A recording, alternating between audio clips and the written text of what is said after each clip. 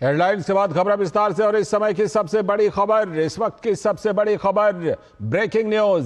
CDS Anil Chauhan रक्षा मंत्री राजनाथ सिंह के आवास पर पहुंचे हैं।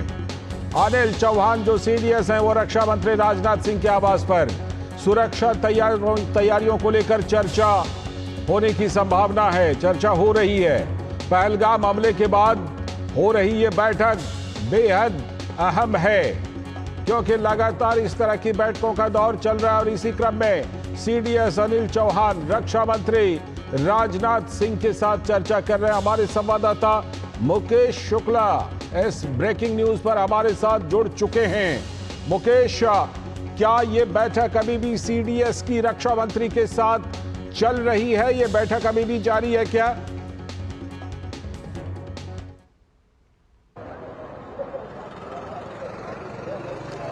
बिल्कुल लालचंदी, जब से अभी से या यूं कहें 2 से 3 मिनट पहले ही सीडीएस जो है वो राजनाथ सिंह के आवास पर पहुंचे हैं और ये बैठक शुरू हो चुकी है। काफ़ी महत्वपूर्ण बैठक मानी जा रही है, क्योंकि पहलगाम हमले के बाद लगातार जो है वो भारत में रिव्यू मीटिंग चल रही है। सिक्योरिटी को लेकर के तमाम बड़ी एजेंसियां, तमाम बड़े अधिकारी जो हैं वो बैठक के दौर में हैं और ये जो बैठक है उसी सिलसिले में की जा रही है। यहाँ पर सीडीएस जो है तीनों सेनाओं के जो प्रमुख हैं वो यहाँ पर रिव्यू मीटिंग में आएंगे और राजनाथ सिंह को ब्रीफ करेंगे कि क्या कुछ आगे की रणनीति होनी चाहिए। अगर सुरक्षा मामलों से देखा जाए, रक्षा मामलों से देखा जाए, जिस तरह से पहले भी पाकिस्तान को मुंह तोड़ जवाब दिया है भारत ने, क्या होगी खास रणनीति, उस पर भी यहां पर नजर रखी जाएगी। और चर्चा जरूर होगी राजनाथ सिंह के साथ कि इस बार क्या कुछ स्पेशल होने वाला है, क्योंकि भारत जो है वो जवाब देने के पूरे मूड में। और जिस तरह से पड़ोसी मुल्क से भी लगातार आवाजें आ रही हैं कि वो भी कहीं ना कहीं घबराए हुए हैं और कह रहे हैं कि भारत अगर हमला करेगा तो वो भी कहीं ना कहीं तैयार है इसके लिए। तो ये तमाम चीजें सिचुएशन के ऊपर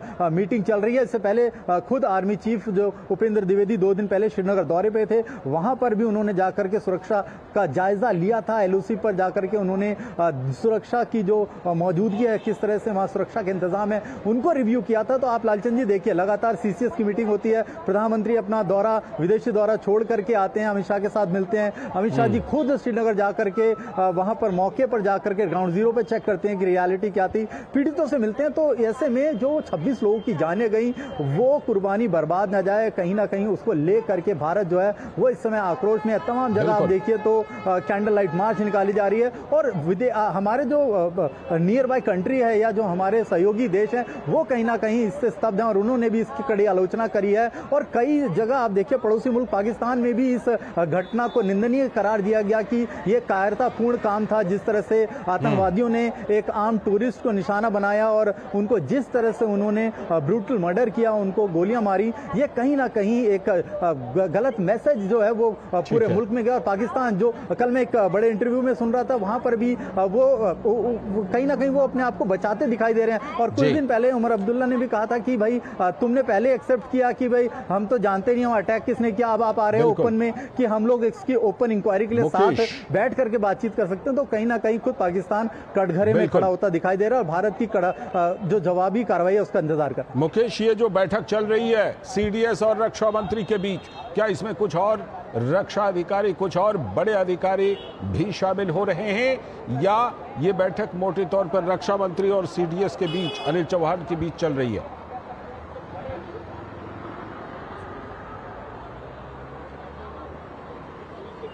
बिल्कुल लालचंद जी, ये सीडीएस और राजनाथ सिंह के बीच में ही चल रही है। रक्षा मंत्री खुद मौजूद हैं। अभी कोई और बड़ा अधिकारी यहाँ पर नहीं पहुंचा और ऐसी अभी कोई सूचना नहीं है। लेकिन सीडीएस के साथ भी ये चर्चा इसलिए इंपॉर्टेंट हो जाती है क्योंकि आप देखिए पिछले कई दिनों से लगातार जो है वो, चाहे नॉर्थ ब्लॉक में आप जाके देखिए, वहाँ पर इंटेलिजेंस की अलग अलग बैठक हुई है, श्रीनगर में अलग बैठक हुई है, बीएसएफ, आर्मी, तमाम जो एजेंसीज हैं उन्होंने अपना कोऑर्डिनेशन स्ट्रॉन्ग किया है। तो ये मेरे को लगता है यहाँ पर रिव्यू करने की कोशिश की जाएगी कि क्या होगा अगला मोड ऑफ एक्शन, किस तरह से आगे की रणनीति बनाएंगे। साथ ही साथ बाद में गृह मंत्री भी डिसाइड करेंगे और तमाम चीजें जो अलग अलग पहलू पर अलग अलग जो मंत्रालय हैं वो काम कर रहे हैं। तो ये यहाँ पर इसलिए और इम्पोर्टेंट हो जाता है कि अगर आप आगे की रणनीतिक कार्रवाई करते हैं, जिससे पाकिस्तान पहले ही थराया उठा था कि जिस तरह से उनके घर में घेर करके भारतीय जवानों ने उनको जवाब दिया था, तो उनके जहन में वो पुरानी यादें जरूर जिंदा हैं और इस बार वो कहीं ना कहीं चाहेंगे कि कैजुअलिटी कम हो उनके यहाँ, उनका नुकसान कम हो। और भारत बिल्कुल अपना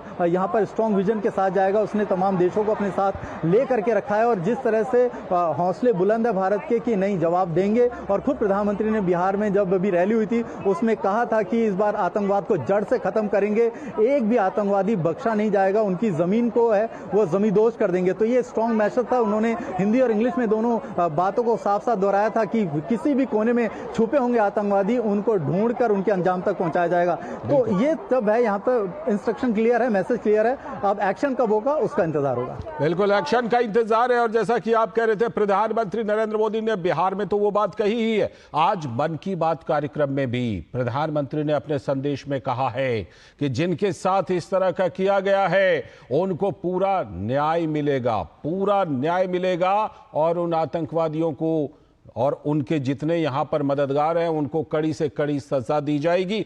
ऐसे में आज की ये बैठक, इस समय जो ये महत्वपूर्ण बैठक चल रही है, सभी की नजर मुकेश इस बैठक पर, क्योंकि पाकिस्तान के खिलाफ जो कूटनीतिक कदम है वो बड़े बड़े कदम उठाए जा चुके हैं और अब हो सकता है कि कुछ और भी कदम उठाए जाएं और उस लिहाज से ये बैठक बेहद महत्वपूर्ण।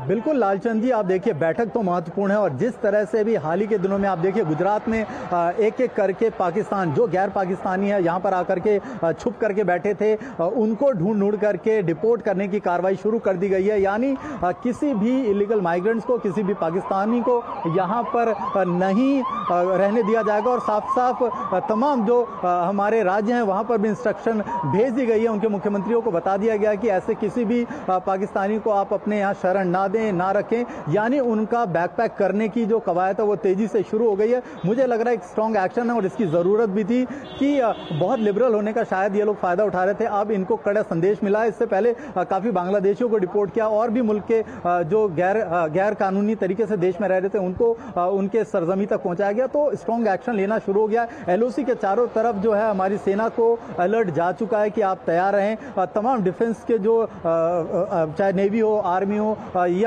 अपनी एयरफोर्स हो, तमाम जो सेना है वो तैयार है, इंटेलिजेंस तैयार है। किस तरह से एक्शन होगा ये देखना होगा। और साफ साफ ये पाकिस्तान को बताने की कोशिश की जा रही है। पाकिस्तान खुद अब इस तरह से सामने आकर के कह रहा है कि नहीं, एक नेगोशिएशन मोड पे जाकर के बात करनी चाहिए या उनसे बातचीत करके इसका हल निकालना चाहिए। तो अब बहुत देर हो चुकी है। मुझे लगता है हल निकालने की बात जो थी वो पहले थी और कई मौके दिए गए उनको कि आप हल निकालिए, लेकिन अब जो है वो जवाबी कार्रवाई का उनको इंतजार करना होगा। कैसी जवाबी कार्रवाई होगी ये इस बार पाकिस्तान जरूर देखेगा। और मेरे को लगता है कि इस बात की रणनीति जो पिछली दो रणनीति है उससे भी बड़ी रणनीति होगी और पाकिस्तान इसको मेरे को लगता है आगे अपने जीवन में जरूर याद रखेगा, बीते जो उन्होंने एक्शन और प्लान देखा है भारत का। बिल्कुल, आप इस बैठक पर, इस महत्वपूर्ण बैठक पर नजर बनाए रखिए मुकेश। आगे आपसे अपडेट लेते रहेंगे। फिलहाल आपका बहुत बहुत शुक्रिया जुड़ने के लिए और ये अपडेट देने के लिए।